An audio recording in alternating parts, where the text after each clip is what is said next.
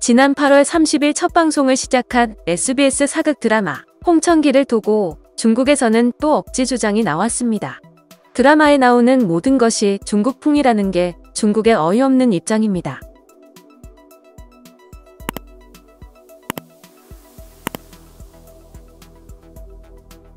홍천기의 주인공 한복, 소품 등을 비롯해 CG 등 드라마의 전체적인 면이 중국을 표절한 것이라는 억지 주장이 중국 네티즌들 사이에서 제기되고 있습니다. 사극 드라마만 방송되면 여지없이 등장하는 것이 중국의 문화 동북 공정입니다. 중국 SNS에서는 SBS에서 방영 중인 드라마 홍천기 속 의상이 중국을 표절한 것이라는 주장이 나오며 중국 일부 언론들까지 가세하기 시작했습니다.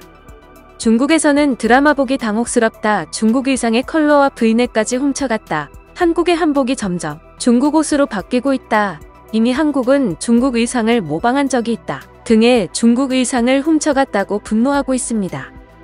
중국 네티즌들은 주인공 김유정이 입은 한복이 명나라 한복을 표절한 것이라며 크게 분노하고 있으며 남녀 주인공의 의상, 소품이 중국 드라마 유리미 인사를 그대로 베낀 것이라는 반응을 보이기도 했습니다. 또 드라마에 등장했던 수묵화 또한 중국 그림을 표절했으며 드라마의 배경, CG 등이 중국 드라마를 표절한 중국풍이라고 주장하기도 했습니다.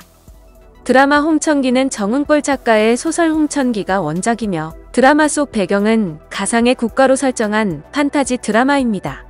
또 드라마 주인공인 김유정의 연기력이 약하다는 주장도 있으며 스토리 또한 각본이 딱딱하며 인공적인 달콤한 드라마라고 비난하기도 했습니다.